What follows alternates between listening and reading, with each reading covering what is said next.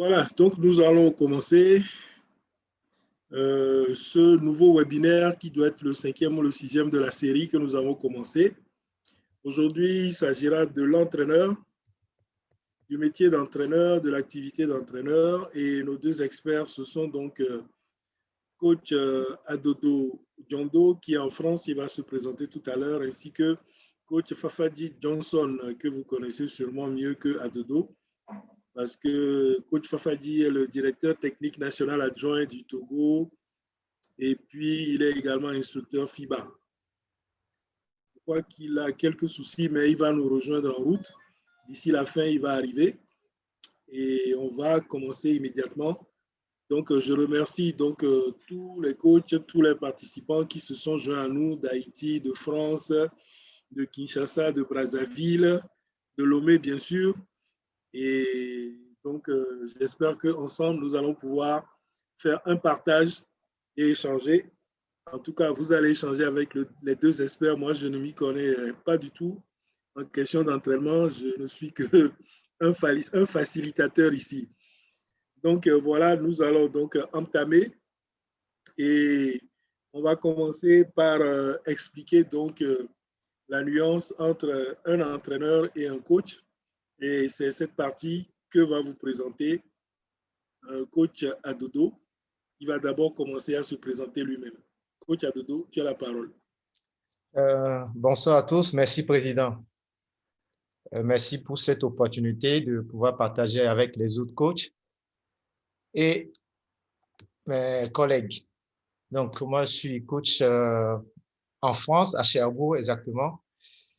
Et j'ai fait mes carrières au Togo avant de m'envoler en France. Donc, je continue pas à jouer, mais en niveau loisir. Et je suis plutôt, on va dire, éducateur et entraîneur. Donc, aujourd'hui, j'aimerais partager ma petite expérience un peu avec vous concernant le rôle d'entraîneur, les séances et l'animation. Donc, sans plus tarder, je peux y aller, Président? Oui, tu peux y aller. Est-ce que tout le monde voit? J'ai partagé mon écran, hein, tout le monde voit la vidéo. Tout le monde voit hein, le titre, la nuance entre entraîneur et coach. Tu vois ça, toi, coach? C'est bon? Oui, moi je l'ai, oui. OK.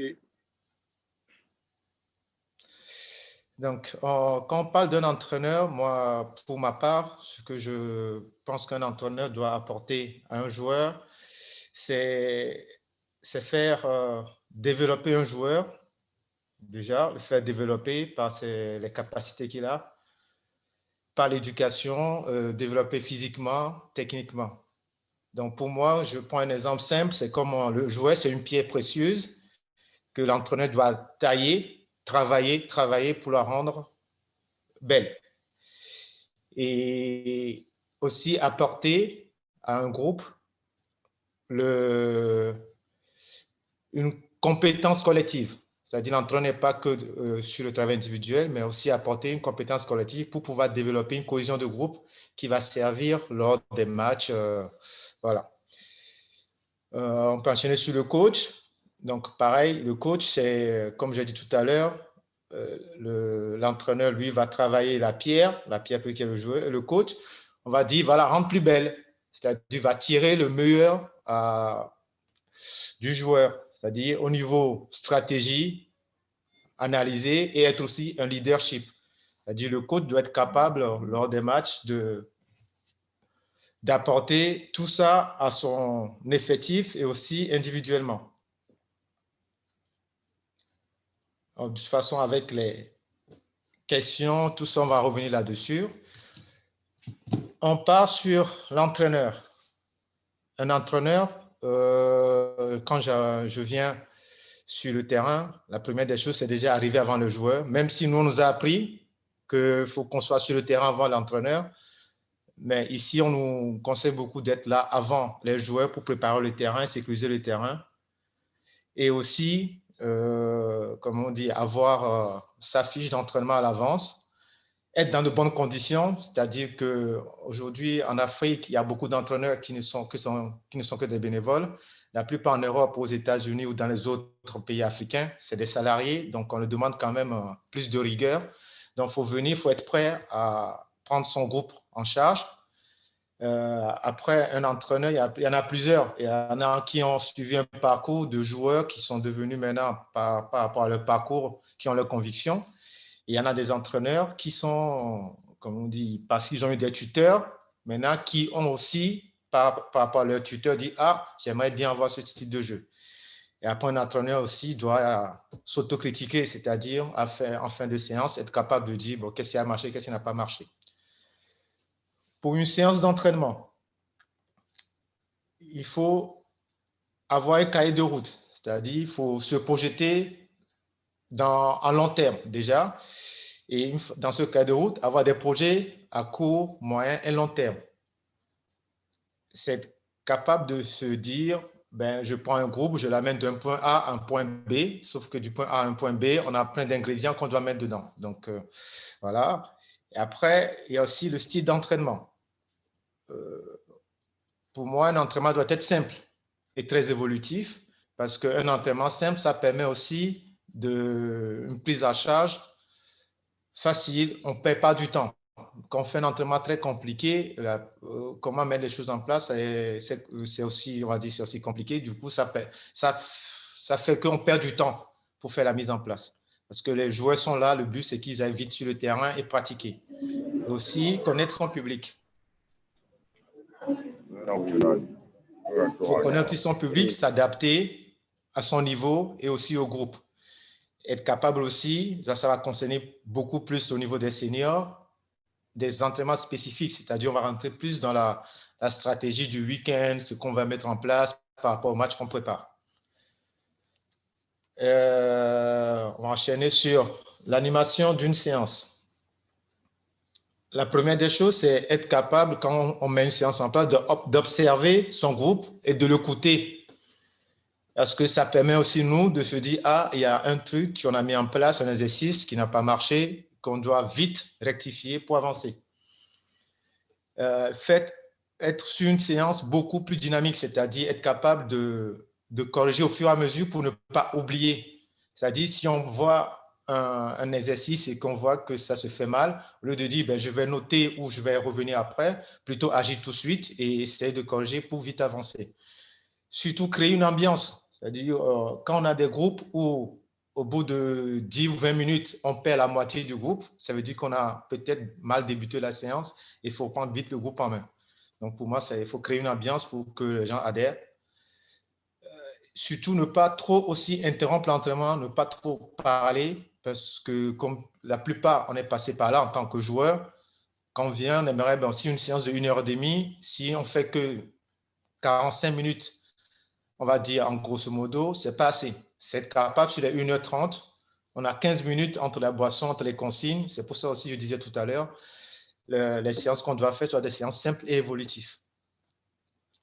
Avoir une attitude positive contre, c'est-à-dire tout simplement, oui, il faut être capable de sanctionner, c'est le dernier point, mais il faut être capable aussi, quand l'exercice est bien fait, ou il y a un geste qui a été bien maîtrisé par un gamin, de vite comment on dit, le féliciter. Et s'il y a aussi des sanctions, pareil, être capable, mais par contre, des sanctions plutôt ludiques. On ne va pas faire comme on a fait, on fait des 200 pompes, des 300 pompes. Oui, les pompes sont bien, mais peut-être trouver des exercices plus ludiques pour que le gamin ne trouve pas les sanctions trop dures. Voilà, en gros, de quoi j'aimerais qu'on débatte un peu, qu'on partage. Et après, mon aîné viendra faire la suite sur la formation des entraîneurs. Merci de m'avoir écouté et je vous donne la parole. Aussi le Merci président beaucoup, est en ligne. coach. Il y a coach Safadi qui est là. Ah, donc peut-être il va pouvoir enchaîner.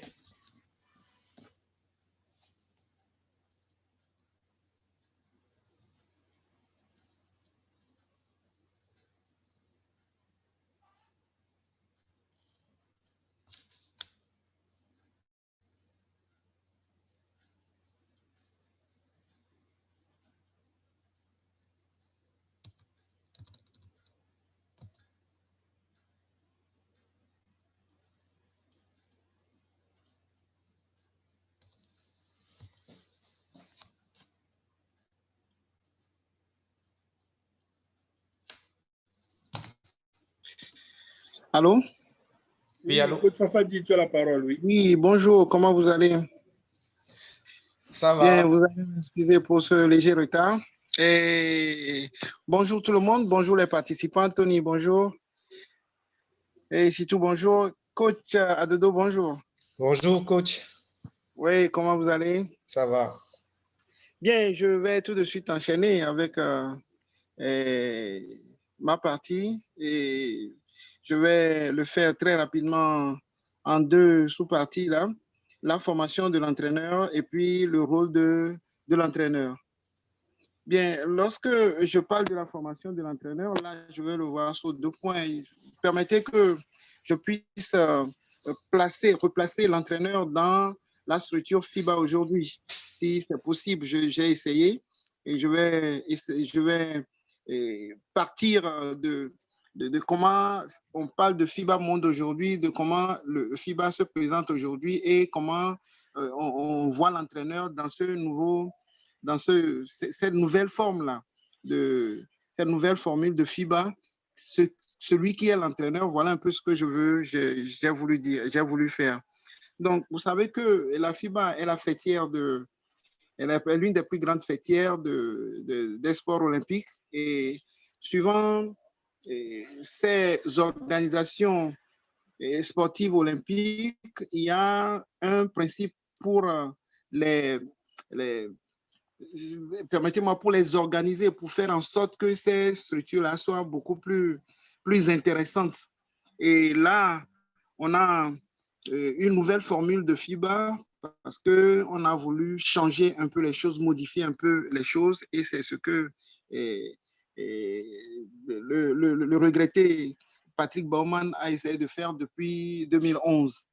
Et là, il a déterminé une vision, une mission et des objectifs. La vision, c'est, je crois, de faire du basketball une communauté sportive, mais une communauté sportive qui serait la plus populaire dans le monde et en considération de toutes les sphères.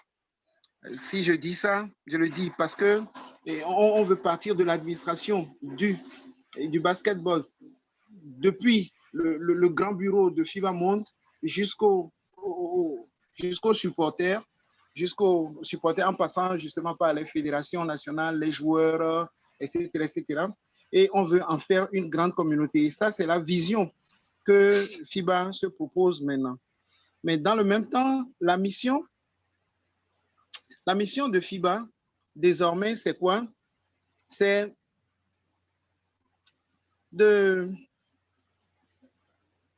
d'unifier cette communauté et en même temps qu'elle unifie cette communauté, elle a l'opportunité de promouvoir et de développer le basketball. Donc, on veut avoir un schéma où tout le monde, où on veut avoir une grande communauté où tout le monde se retrouverait et que ça puisse permettre à ce que le sport puisse être promu, le basketball puisse être promu, puisse être développé.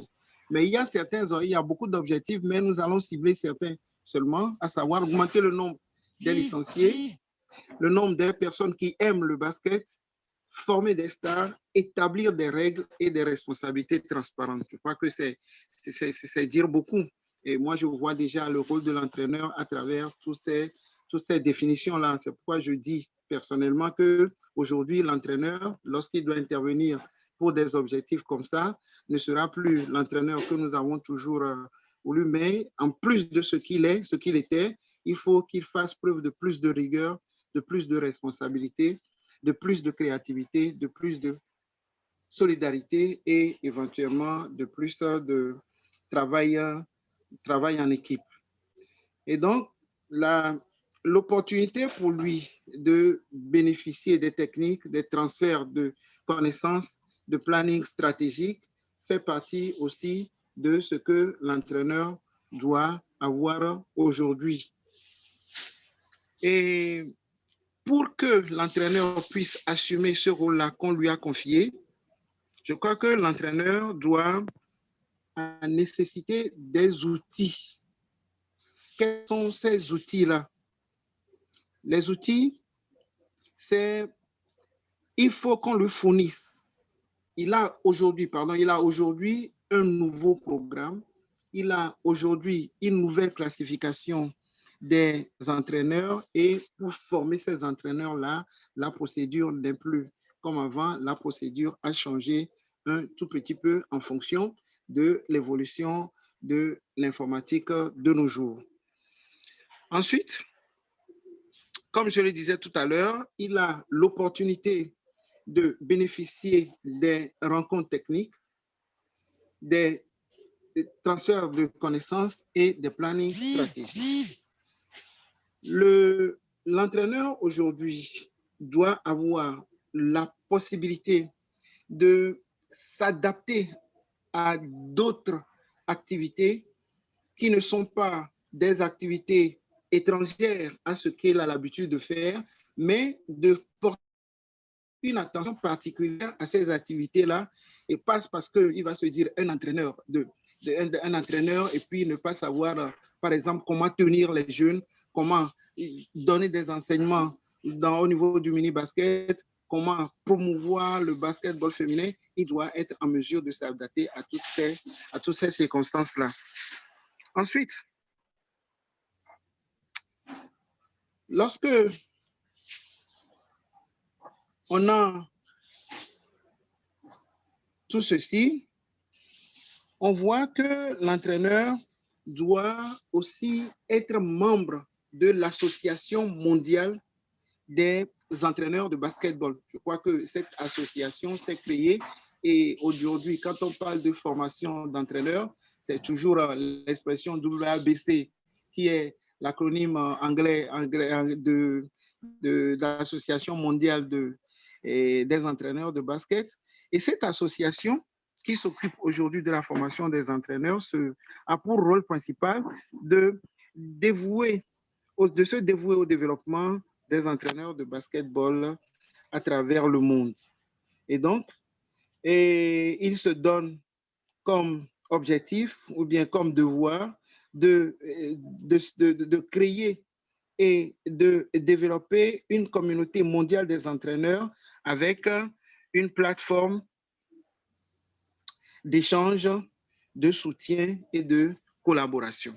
Donc, voilà un peu ce que je pourrais dire par rapport à la situation actuelle de FIBA Monde et du rôle de comment je vois l'entraîneur dans ce cursus-là, dans cette nouvelle organisation. Maintenant, comment l'entraîneur est formé?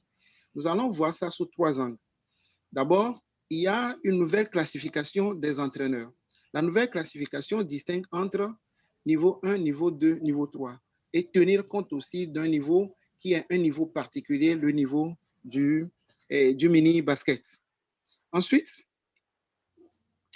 et vous voyez un peu le schéma, les différents niveaux.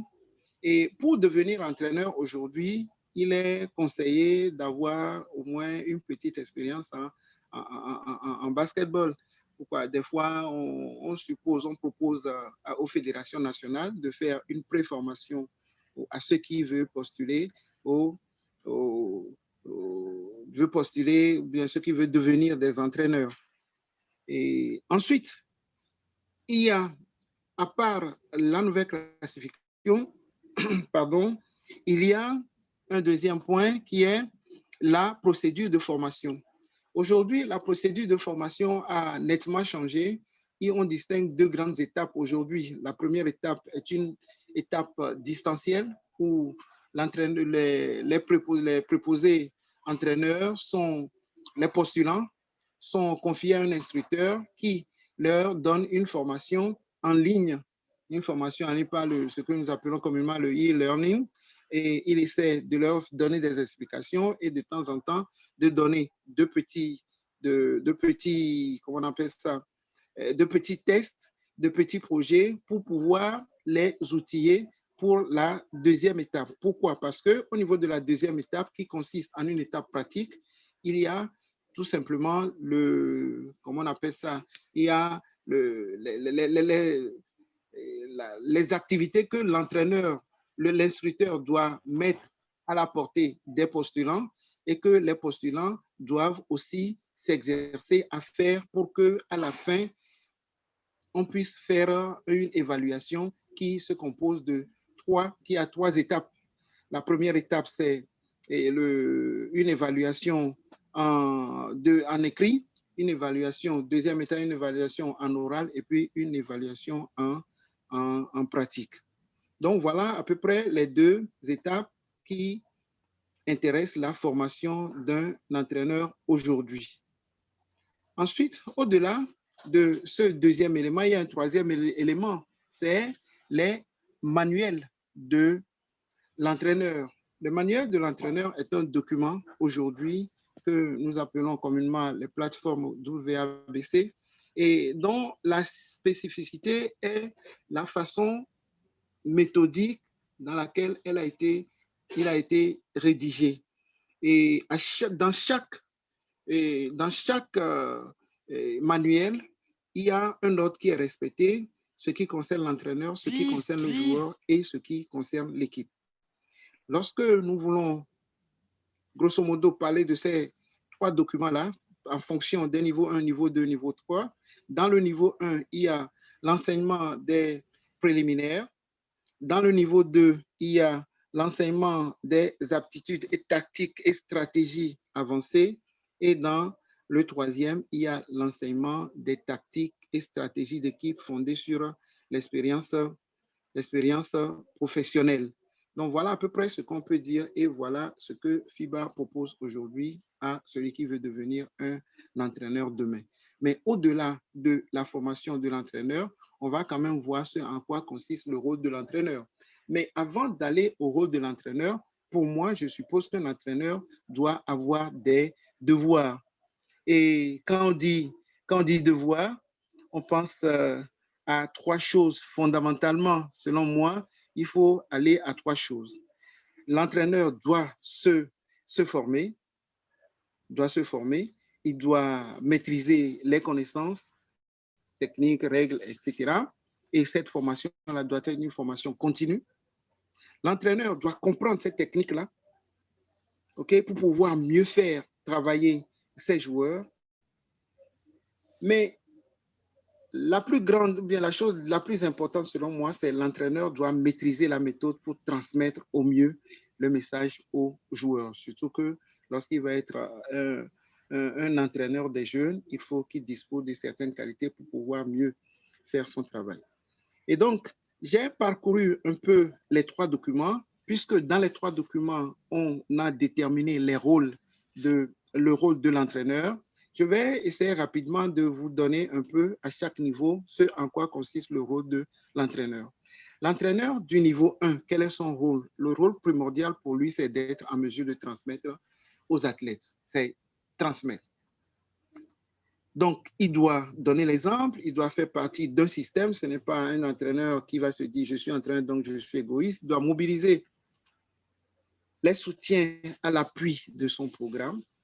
Il doit avoir la bonne attitude, comprendre les motivations des joueurs et aussi il doit savoir communiquer avec les arbitres.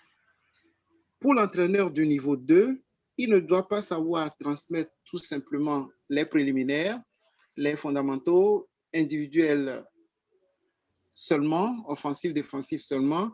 Il doit être en mesure de corriger. Ça va transmettre et savoir corriger. En ce moment-là, on dira que l'entraîneur doit jouer alors 3 rôles en ce moment-là. Il doit inclure des objectifs à court et à long terme, c'est-à-dire encourager les athlètes à voir grand, à leur faire avoir des défis. Ensuite, il doit travailler en collaboration avec les arbitres, en sachant ce en quoi consistent les responsabilités des arbitres, parce que ce sont les arbitres qui, à la fin, jugent le travail de l'entraîneur au niveau des joueurs, tout au moins sur le terrain. Ensuite, enfin, il doit inculquer ce qu'on appelle le sport propre, le clean game. Okay, le joueur, comme on a l'habitude de le dire, le basketteur ne triche pas. Donc, le joueur aussi ne doit pas tricher, ne doit pas chercher des moyens de tricherie comme le dopage, etc., etc. Au niveau 3, l'entraîneur a pour rôle de comprendre, de concevoir et de répondre aux tactiques et stratégies d'équipe. Pour cela, il doit savoir favoriser la création d'un environnement dans lequel chacun est à même de se surpasser, développer un magnifique leadership d'équipe, choisir son équipe d'encadrement et influencer un vaste réseau d'entraîneurs. OK? Ensuite, il doit travailler avec les arbitres sur des points importants de l'arbitrage. Et comme au niveau du basketball aussi, on a par exemple des paris sur l'équipe qui doit gagner sur le score, etc. Il faut quand même que l'entraîneur puisse aller au-delà de ces pratiques-là. Donc, il doit respecter l'intégrité du jeu, l'intégrité du basketball de façon générale. Donc, voilà un peu ce que je voudrais partager avec les gens et des questions peuvent nous permettre après d'approfondir ou bien d'aller plus loin. Merci beaucoup à tout le monde et puis je crois que je suis à vous avec Coach Baba pour que l'on puisse répondre aux questions que vous allez poser. Merci encore une fois. Merci Coach Fafadi donc, pour cet exposé. Donc, il y a eu beaucoup de mains qui se sont levées, mais c'est moi qui ai fait l'erreur de ne pas avoir donné les modalités. Et en fait, on écoute les exposants et puis à la fin, nous prenons le temps de répondre aux questions, de faire le partage. Ils sont là à la disposition, mais parmi les participants, s'il y a une question à laquelle les participants aussi aimeraient faire connaître leur point de vue, ils sont donc les bienvenus. Donc, il suffit de lever la main, on vous ouvre le micro et vous pouvez parler. Alors, donc je vais voir ceux qui ont levé la main. Je sais que Jean-Louis Robert Bassiani, Louis Robert a levé la main, donc voilà.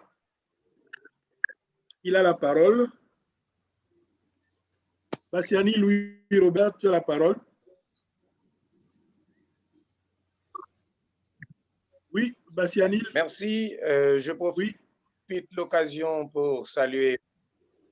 Oui, est-ce que vous m'entendez? Oui, c'est bon. On t'entend. Okay. D'accord. Moi, la question que j'aimerais bien poser, c'est sur l'Association mondiale des entraîneurs.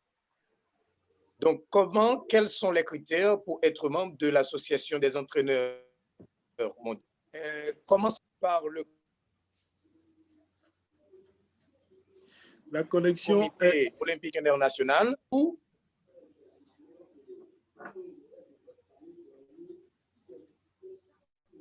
on l'a perdu un peu, mais on a...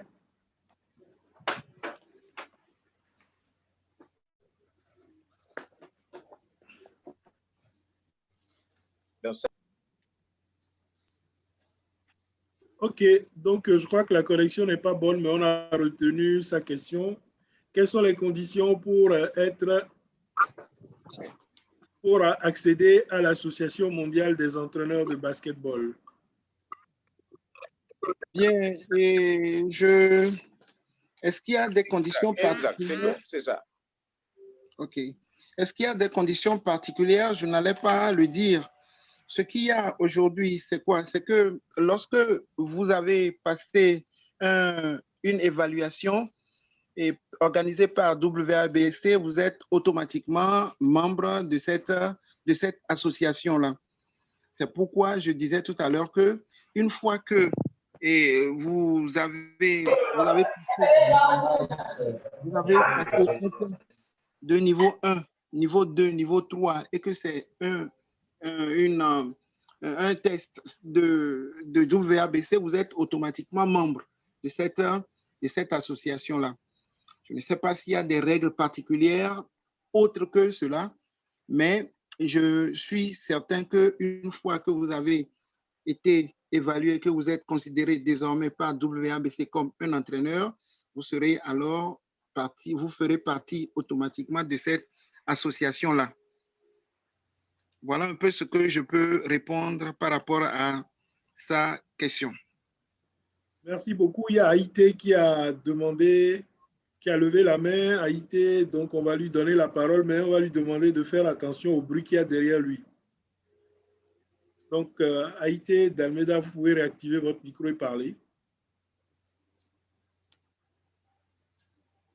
Il y a un peu de bruit derrière moi quand même. Il y a beaucoup de bruit, mais allez-y rapidement. Allez-y, on vous écoute. Je commence par remercier les intervenants. Et ma première question, je vais la formuler comme ceci. En fait, ici, les situations sont un peu plus compliquées. C'est-à-dire, quand tu vas sur le terrain de basket, quand tu vois les jeunes, quand on essaie d'appliquer vraiment les consignes en tant qu'entraîneur, telles que ça figure dans les cahiers, dans les livres, ça ne marche pas vraiment. Ma question est de savoir, est-ce qu'il faut vraiment adapter le rôle de, moi je rappelle, éducateur aux situations de grippe africaine? Voilà, c'est ma première question. La seconde question s'adresse à l'organisation même de la FIBA. Est-ce que la nouvelle organisation de la FIBA ne tend pas à faire la méconnaissance du rôle même du coach, c'est-à-dire le coach ne sait plus où il se trouve au niveau de la chaîne, c'est-à-dire comme l'intervenant la question a été posée, qu'est-ce qu'il faut faire pour intégrer la WADC, être reconnu comme entraîneur de basket, c'est-à-dire on ne connaît plus vraiment le niveau accordé à l'entraîneur sur le circuit de la FIBA. Voilà, c'est mes deux questions. Merci beaucoup. Coach Fafadi, coach Adodo, la balle est dans votre camp pour répondre à vos questions, aux deux questions. Coach Fafadi, tu me permets pour la première question? Oui. Donc, si j'ai bien compris, c'était la prise en main des jeunes par rapport à la situation en Afrique, si j'ai bien compris. Oui, c'est bien ça. Et puis, comment adapter le rôle de coach? Le rôle de coach. Je pense qu'il a même soulevé le premier point qui est très important, c'est qu'avant d'être coach ou entraîneur, il faut quand même être éducateur à la base. On est quand même des éducateurs. On n'est pas que des entraîneurs, des coachs, on est quand même éducateurs. Donc, je pense que sur ce point, peut-être que coach Fafadi va étayer plus. Si on n'est pas éducateur, on ne peut pas apporter. C'est-à-dire que tout à l'heure, quand j'expliquais, il faut être capable, la capacité de faire développer les jeunes, c'est-à-dire techniquement, physiquement, mais aussi au niveau de leur comportement. C'est-à-dire, je viens sur un terrain, il faut être capable de s'afficher, de dire, OK, maintenant, on va commencer, on fait ça. Donc, ce n'est pas en guillemets, ce n'est pas un rôle vraiment d'entraîneur, c'est un rôle d'éducateur. Là, on commence par être éducateur et après, on rentre dans le rôle d'entraîneur. Donc, je pense qu'il faudra, de toute façon, en tant qu'entraîneur, il faudra passer par cette étape-là. Je ne sais pas si j'ai un peu répondu à la question. Pour avoir connu les deux côtés, la France et l'Afrique, je pense qu'il faut être éducateur de toute façon pour pouvoir prendre en main une équipe et enchaîner sur son rôle d'entraîneur. Merci beaucoup, Fafadi. Et je comprends un peu l'inquiétude de notre ami Haïté, M. Dalmeda. Et je vois la chose de cette façon-là. Et c'est vrai, il faut, dans nos situations, il faut une adaptation, il faut un schéma. Et vous savez que lorsque nous parlons aujourd'hui des différents niveaux, on tient compte des réalités, de ces réalités-là. Et lorsqu'on est un éducateur, c'est vrai, il faut aussi être comme dans certains pays des animateurs avant de parler de coach mini-basket, de coach niveau 1, de coach niveau 2, de coach niveau 3. Tout dépend de l'organisation que nous avons. Je crois que l'enfant qui a 3 ans au Maroc aurait déjà commencé par faire le basket, selon ce que je sais. Cet enfant-là, par exemple, qu'est-ce qu'on va lui apprendre? Est-ce qu'on va lui apprendre à jouer tout de suite? Il s'agira, par exemple, de lui apprendre, de faire une animation avec cet enfant-là, par exemple. Donc, on prend la chose dès la base. Et dès la base, est-ce qu'on a besoin, en fait, d'un entraîneur? Peut-être. On a besoin d'un entraîneur, mais il faut quand même être d'abord un éducateur. Et une fois que vous êtes éducateur, vous allez être un animateur.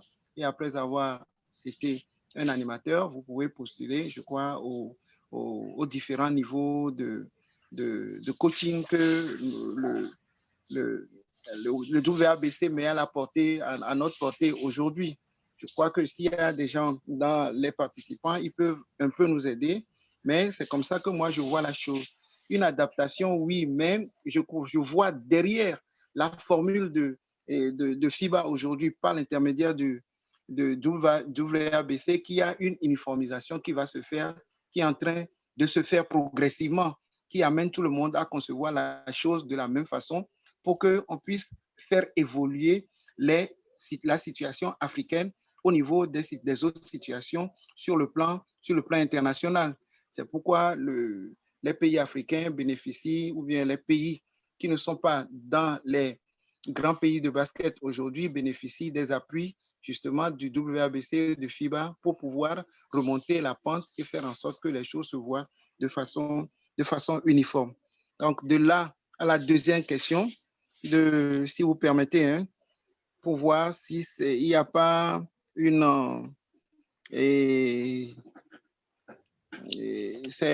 n'y a pas de conditions? Une méconnaissance, c'est ça, non? Oui. La deuxième question. Oui, quelles sont les conditions? Oui, la méconnaissance du rôle du coach. Et quelles sont les conditions pour adhérer à la WABC? Oui. Aujourd'hui, ça revient toujours, hein.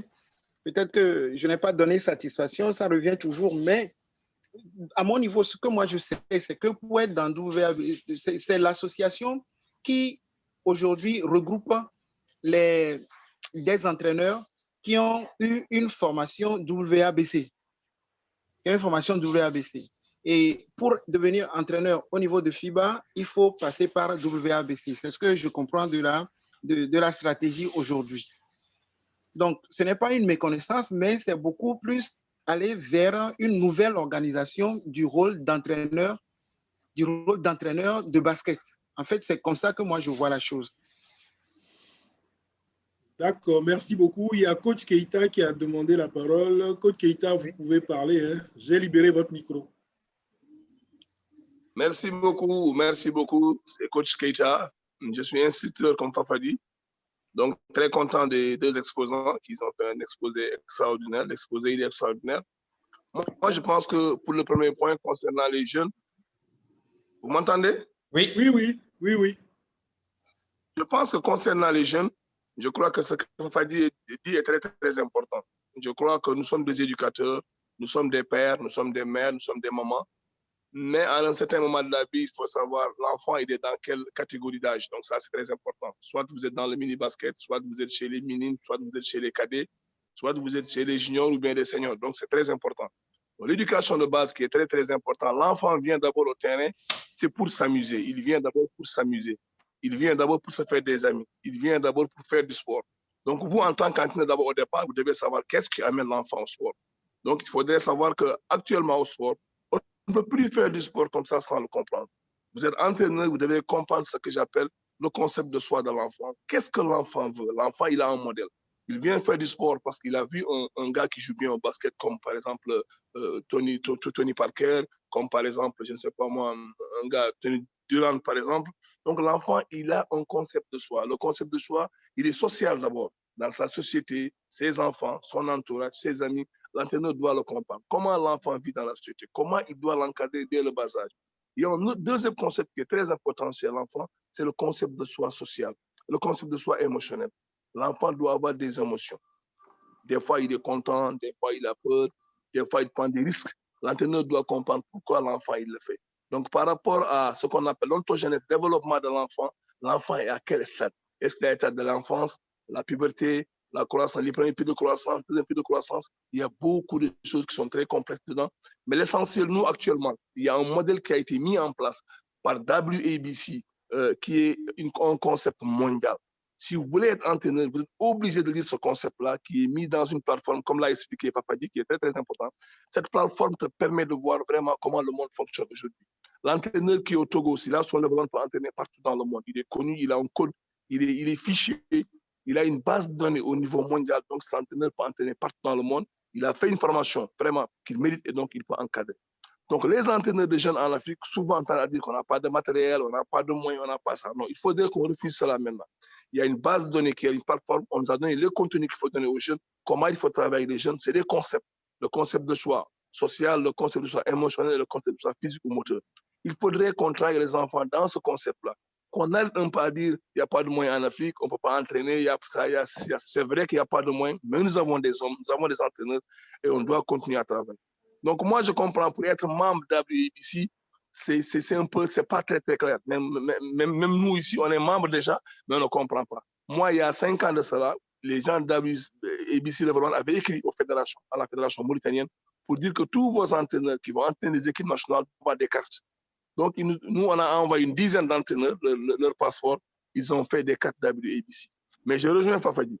Dès que vous faites une formation au niveau de WABC, vous êtes comptabilisé membre de WABC.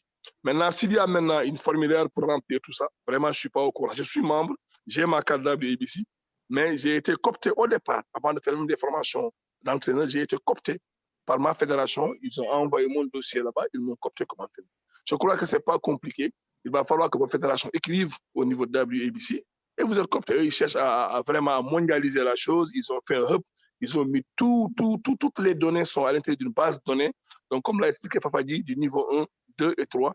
Et tu passes chaque 2 ans, tu peux passer un niveau. Et je crois que la mondialisation, il n'y a pas mieux que ça. Et je crois qu'ils sont en train de faire un travail très, très sérieux. Je crois que tout le monde, un gars qui veut être entraîneur, vraiment au niveau international, il doit se focaliser sur le document de FIBA WABC. Merci beaucoup. En tout cas, ce que j'ai suivi aujourd'hui est très, très intéressant. J'espère que les discussions seront plus intéressantes. Merci beaucoup. Merci, Président. Merci Coach Keita. Coach Keita. Merci. Nous avons une question de Coach Robert Ajavon qui dit quel est le statut actuel des entraîneurs qui avaient suivi la formation FIBA avant ce nouveau programme? Bon, vous voyez, je peux répondre ou bien Fafadi, tu vas répondre? Non, vas-y. Moi, je pense que déjà, il y a ce que j'appelle les entraîneurs FIBA Afrique. On a beaucoup d'entraîneurs qui sont entraîneurs FIBA Afrique. Maintenant, ils sont peut-être une nombre de 30 ou 40 qui sont entraîneurs, instructeurs, entraîneurs FIBA Afrique. Il y avait un processus de formation au niveau de FIBA Afrique qui est là, qui est continu. Jusqu'à présent même, on a fait des formations en ligne pendant Covid, mais c'est FIBA Afrique qui a organisé. Donc, il y a encore des gens qui sont cooptés au niveau de FIBA WABC Level 1, qui sont entraîneurs de FIBA Level 1. Donc, il y a 2 niveaux. Il y a un niveau FIBA Afrique qui est là et il y a un niveau WABC. Donc, pour moi, ce n'est pas un problème. C'est que si quelqu'un veut être instructeur, il doit d'abord écrire à FIBA Afrique, d'abord, qui nous, on est géré par la zone Afrique. Et puis, je crois que s'il y a des concours au niveau de FIBA, WABC, je crois qu'il n'y aura pas de problème. L'essentiel, c'est au départ, je crois, ce que j'ai vu moi au départ, ce n'était pas des concours au départ. C'était juste des gens, ils ont dit qu'il y a des gens qui vont aller au championnat du monde, qui vont aller dans les tournois, ils doivent avoir des cartes pour rester sur le banc. Et c'était la carte de FIBA WABC qui était cooptée. Donc, moi, c'est la première carte que j'ai eue au départ. C'était des cartes où j'ai été coopté, mais j'étais entraîneur FIBA Afrique en ce moment. Merci beaucoup. Si j'ai pu répondre à sa question. Sinon, Fafadi va répondre. Merci. Oui, coach Fafadi, vous voulez ajouter quelque chose ou bien coach Adodo? Non, mais je vais allez, vas-y. Coach Adodo? Oui, non, mais je pense qu'à un moment donné, je pense, comme tu disais tout à l'heure, ça va être homogénéisé. Et ça va être, je pense qu'ils vont essayer de petit à petit, FIBA Afrique, FIBA Europe, d'aller vers parce que pareil ici, on n'a pas les mêmes diplômes et je pense qu'à un moment donné, vu qu'ils sont en train de travailler là-dessus, bientôt on aura des équivalents. Je pense que ceux qui ont passé le diplôme FIBA à un moment donné, il va y avoir une équivalence où ils vont faire peut-être comme on fait chez nous ici, ils vont faire un test pour savoir le niveau, où est-ce que tu vas rentrer dans la formation directement mini basket, niveau 1, niveau 2 ou niveau 3. Oui. Merci beaucoup. Oui, Fafadi veut ajouter quelque chose. Sinon, il y a M. Gay qui a demandé la parole. Mbissine Gay, vous pouvez activer votre micro.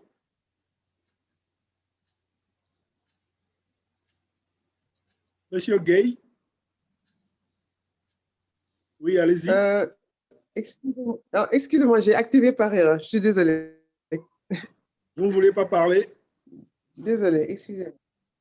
Non, j'ai activé par erreur. Je suis désolé. D'accord. Haïté d'Almeida. J'ai une question qui va à coach Adodo.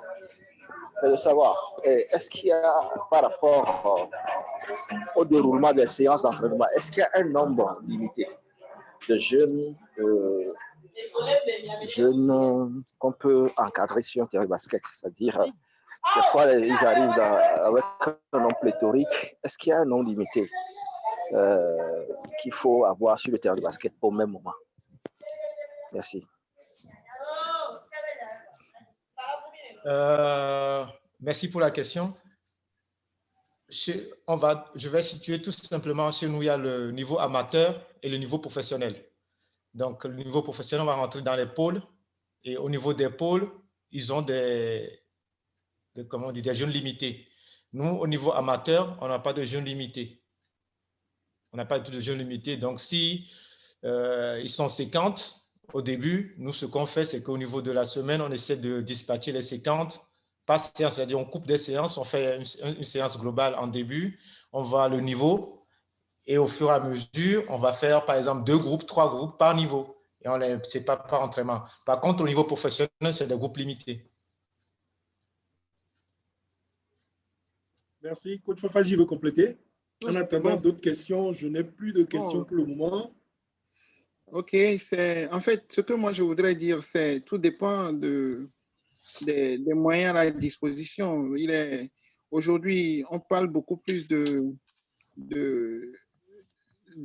motiver, de mettre ensemble les apprenants, c'est-à-dire ceux qu'on veut entraîner.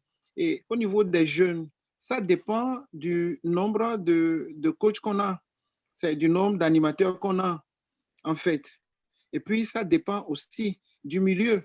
Si, par exemple, je me retrouve avec une cinquantaine de jeunes sur un seul terrain, vous voyez à peu près, les conditions ne seraient pas les mêmes, ou sur un autre terrain, j'aurai l'opportunité d'avoir peut-être une dizaine. Et puis, donc, tout dépend du nombre, c'est vrai, mais ça dépend aussi, comme on le dit souvent, de l'ingéniosité de l'entraîneur, de ceux qui constituent l'encadrement de ces jeunes-là, des terrains ou bien des espaces que nous avons tout autour qui puissent déterminer le nombre que nous pouvons occuper pendant une séance d'entraînement. Il est dit que tout est mis en condition, tout est mis en œuvre pour qu'on puisse faire un entraînement pour un certain nombre donné, c'est-à-dire pour des joueurs qui seraient là, et ne pas faire en sorte que quelqu'un puisse être mis d'un côté ou de l'autre parce qu'il y a insuffisance de matériel, insuffisance d'encadreurs ou bien insuffisance de tout là. Donc, c'est ce que je voudrais ajouter.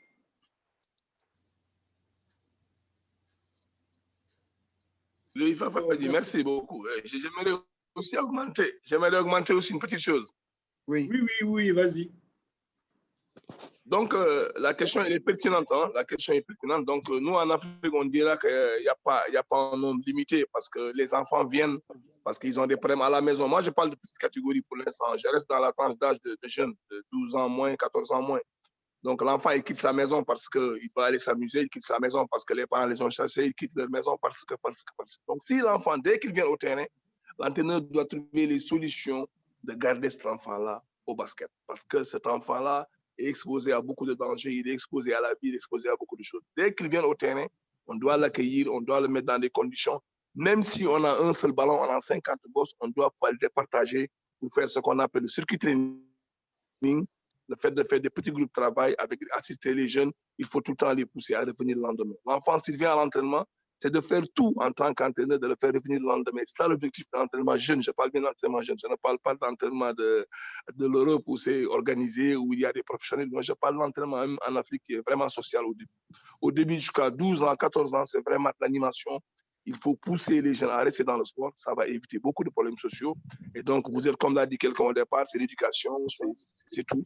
Donc, essayez. Nous, on nous apprend ça à WABC Level 1. C'est quand tu as moins de matériel, tu as beaucoup de jours, il faut faire ce qu'on appelle le circuit training. C'est-à-dire, c'est du travail en station, c'est du travail de groupe. Merci beaucoup, si je peux apporter un plus. Merci, coach. Nous avons coach Tipam qui a levé la main. Vous pouvez activer votre micro et parler.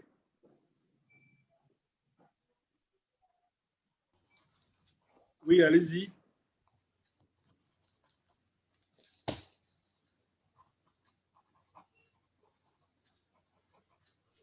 Coach Chama, vous pouvez désactiver votre micro et parler, et activer votre micro et parler. Voilà, oui. Allez-y. Oui, bonsoir. Je voudrais poser quelques questions. La première, c'est quel est le rôle de chaque entraîneur par niveau dans le travail qu'il va faire concrètement sur le terrain? Ça, c'est ma première question.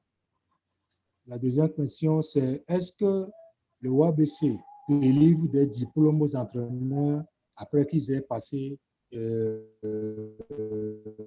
examen?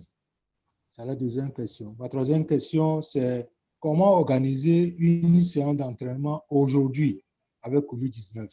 Merci beaucoup. Avec quoi? U19. Comment organiser? Non, comment organiser une séance d'entraînement aujourd'hui avec COVID-19? Ah, Avec COVID-19, d'accord. Ouais, voilà. messieurs les experts, vous avez la parole. Oui, et je crois que la première question, c'est quel est le rôle de chaque entraîneur par niveau? Oui, ça, je l'ai dit tout à l'heure. Je crois, lorsqu'on est niveau mini-basket, par exemple, on doit s'occuper des plus jeunes. S'occuper des plus jeunes, je crois, un entraînement où le principe de base, c'est s'amuser, en fait. Donc, il doit être, l'encadreur doit pouvoir permettre à ces jeunes-là de s'amuser, d'aimer la chose et de ne pas, ce n'est pas l'esprit de compétition en tant que tel. Ils vont faire des rencontres entre eux, mais ce n'est pas l'esprit de compétition qui est là, c'est s'amuser, tout est ludique, etc. Maintenant, quand je prends le niveau 1, l'entraîneur du niveau 1, comme je l'avais dit auparavant, c'est cet entraîneur-là qui doit être en mesure de transmettre les préliminaires. Et le principe, c'est de pouvoir transmettre les préliminaires à ces joueurs. Mais lorsque l'entraîneur est un entraîneur de niveau 2, non seulement il doit être en mesure de transmettre ces préliminaires-là, il doit être en mesure de constater que l'apprenant ne maîtrise pas le geste qu'il lui a appris parce que, et être en mesure de corriger. Donc, il doit avoir assez de tact pour savoir ce qui ne va pas et corriger la mauvaise exécution des aptitudes du joueur, de son apprenant, de l'athlète qu'il gère. Le niveau 3 est le niveau plus international. C'est un niveau où l'entraîneur doit comprendre, concevoir et répondre aux tactiques et stratégies d'équipe. Donc, ici, c'est comme si nous sommes déjà dans le sport, dans le basketball, sur le plan international. Donc, voilà à peu près les différents rôles des entraîneurs en fonction des niveaux. On peut aller dans le détail après, si vous voulez. Ça serait un peu trop long, mais le principe de base, c'est ça ce qu'il faut comprendre. Bien, je ne sais pas si Coach Baba, vous voudrez ajouter quelque chose Ouais, là-dessus. ce que moi j'aimerais rajouter tout simplement, c'est que c'est dans la même logique, mais quand moi je suis, comment on dit, je suis jury ou je suis en formation avec les jeunes entrepreneurs, ce que moi je leur dis, le mini basket, si on appelle quelque chose chez nous, s'il y a des coachs en français, on appelle JAP, c'est-à-dire je joue, j'habite et je participe. C'est que quand on a le mini basket, il faut qu'on arrive à apporter tout ça aux gamins, c'est-à-dire je joue, je participe, j'habite. Initié, animé, initié. Quand on arrive chez les jeunes, travailler sur le développement technique, physique, être dans le perfectionnement, l'accompagnement, la préparation leadership, parce que quand on va aller plus vers les U18, U20, ils tendent vers les seniors. Et quand on arrive sur les seniors, c'est technico-tactique, stratégie, leadership. Je pense que quand on va arriver à maîtriser, comme tu as dit dans le... Moi, c'est un complément, hein, parce que comme le WAVC, c'est pas la même... Je veux dire, je ne maîtrise pas encore beaucoup le concept. Moi, c'est ce que l'on propose aux jeunes entraîneurs. Je pense que ça, c'est des choses à maîtriser. Si un encadrant commence par ces petites étapes-là, comme disait M. Keïta, si je ne me trompe pas, c'est ça, Tony? Oui, c'est ça, oui. M. Keïta aussi, c'est aussi prendre en compte pourquoi les enfants, les jeunes viennent. Parce qu'il y en a qui viennent pour le plaisir de jouer au basket. Il y en a qui viennent pour le plaisir d'être compétiteurs. Donc, il faut prendre tous ces paramètres-là en compte. Voilà, c'est ce que je voulais rajouter, coach Fafadi. Merci. Tony, quelle est la deuxième question? La deuxième question, c'est est-ce que la WABC délivre un diplôme après les examens? Non. Aujourd'hui, on ne délivre plus de diplôme. Si, par exemple, on m'a évalué au niveau 1 et que après l'évaluation, je suis considéré désormais comme un entraîneur niveau 1 WABC, je suis fiché comme entraîneur et je peux aller partout au monde. Et si, par exemple, je me retrouve dans un autre pays et qu'on demande est-ce que je suis un entraîneur, je dis oui, je suis un entraîneur. On dit quel niveau? Je dis, par exemple, je suis un entraîneur de niveau 2 WABC. L'opportunité est donnée à celui qui veut l'information de saisir le WABC, la banque de données de WABC et constater effectivement que je suis un entraîneur de ce niveau-là. Il n'est plus question de délivrer un diplôme comme on le fait avant. Vous êtes reconnu comme un entraîneur WABC. Le WABC vous reconnaît en tant que tel et je crois que tout le monde peut vérifier cela désormais. Donc voilà, en tant qu'instructeur, on nous défend de délivrer des diplômes dans ce sens-là. D'accord. Troisième question, comment organiser une séance d'entraînement aujourd'hui avec la COVID-19? Je pense que ça tombe bien, cette question. C'est le moment de développer individuellement nos jeunes, nos seniors, tout le monde. C'est le moment de travailler nos tirs. Un coach Chipam, c'est le moment de leur montrer comment tu mettais tes tirs à 3 points avant. Ou bien coach ou président. Je pense que nous, on a commencé, on a repris, j'ai repris avec le collège. C'est le seul handicap, c'est qu'on ne peut pas travailler en condition de match. C'est-à-dire que tu ne peux pas mettre le jeune en opposition. Nous, notre protocole nous l'interdit. Pour l'instant, on n'a pas le droit de travailler l'opposition ni de travailler le jeu collectif. Donc, on est sur vraiment le développement individuel. Donc, on est beaucoup sur du perfectionnement. Et je pense que ça va permettre aussi à nos coachs, comme disait tout à l'heure, d'être ingénieux. Je prends un jeune, qu'est-ce que je peux lui apporter en ce temps-là? Parce qu'on ne sait pas quand on va reprendre le sport, le sport collectif. Donc, c'est se donner un projet à court et moyen terme, dit pendant les 2 mois qui arrivent, on va travailler sur ton tir. Ça, c'est un. Et deuxième chose, quand vous avez plusieurs jeunes sur le terrain, nous, ce qu'on fait, c'est qu'avant d'arriver, ils viennent en masque. Une fois qu'ils ont commencé l'activité, ils posent le masque à côté, ils se partagent par les bouteilles. Chacun a son ballon. Donc, je rejoins M. Keïta. Si on n'a pas assez de ballons, donc ça veut dire qu'on peut créer des circuits. Donc, nous, on appelle ça des ateliers où les enfants circulent dans les ateliers, ils ne se croisent pas. Donc, ça permet qu'il y a déjà une distanciation parce que nous, on demande d'avoir une distanciation entre les apprenants. Et à la fin, donc, on leur demande de se laver les mains avant de quitter le lieu d'entraînement. Donc, nous, on prend le matériel et on nettoie. Après, ça dépend. Si chacun vient avec son ballon, c'est très bien. Nous, on n'a que le matériel à nettoyer. Voilà à peu près ce que moi, je mets en place ici. Merci beaucoup. Coach Keita avait demandé la parole. Ah, OK. Et ensuite, Coach Fafadi. Merci. J'aimerais dire seulement que peut-être que même des fois, tu n'as pas les moyens de regrouper les jeunes au terrain. Mais comme je l'ai dit, les jeunes doivent être tout le temps à l'entraînement. On ne doit pas dire qu'il y a Covid-19, il n'y a pas d'entraînement. Les gens restent à la maison, ils vont grossir, ils vont avoir de mauvaises habitudes. Donc, il faudrait de temps en temps les envoyer des vidéos, il faut de temps en temps pour maintenir les fondamentaux et travailler vraiment, ne pas lâcher. Maintenant, même les envoyer un programme, par exemple, physique, ils peuvent aller courir, revenir, donc faire des choses à la maison. Donc, s'ils ont même une distance de 1 mètre carré ou 2 mètres carrés, faire des assouplissements, faire le gainage. Donc, c'est des choses qu'il ne faut pas arrêter. C'est-à-dire qu'il y a Covid, c'est vrai. On ne peut pas travailler de manière collective, on ne peut pas aller au terrain, c'est vrai. Mais si tu as une équipe de bons jours, il faudrait préparer des programmes de temps en temps, les envoyer par des binaires comme ça, les expliquer ce qu'il faudrait faire pour maintenir la forme. Parce que le jour, comme je dis tout le temps, c'est un développement à long terme. On ne va pas rester une année sans faire du sport, 2 ans sans faire du sport. On prend un enfant de 9 ans jusqu'à 22 ans, 23 ans pour en faire un champion. Donc, si on reste 1 an ou 2 ans parce qu'il y a Covid, on ne fait rien. Donc, la courbe va baisser. C'est une transition très, très longue et ce n'est pas bien pour la performance. Merci, Coach Fafadi. Oui, j'allais abonder dans le même sens. Hein.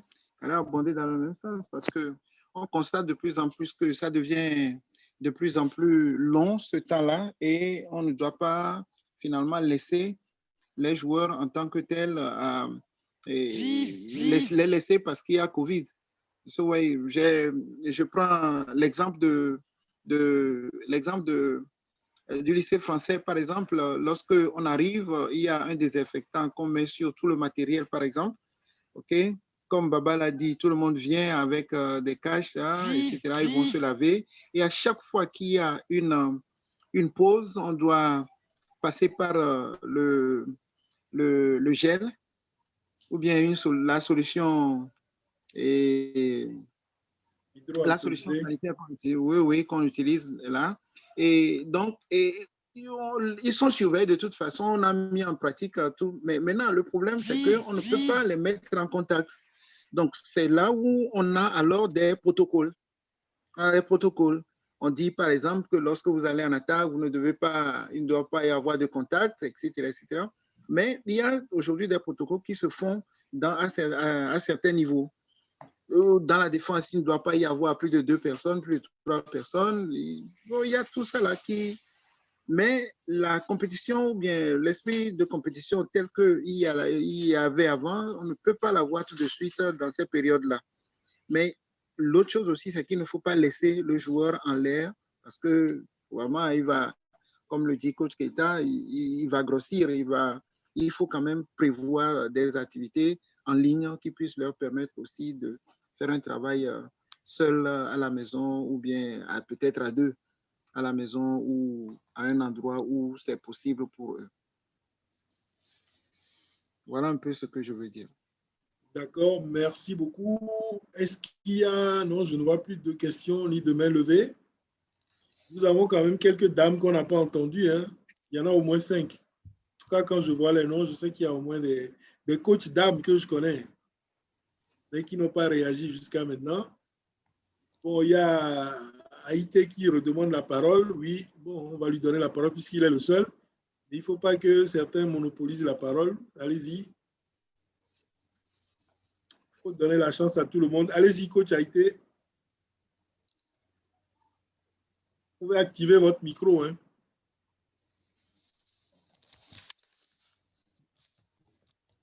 Bien, il a levé la main après. Coach Haïté, vous pouvez activer votre micro.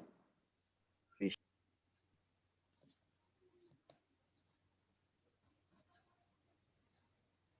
Allez-y. Ah. Coach Haïté, ouais. Allez-y. Oui, on vous entend, on vous entend.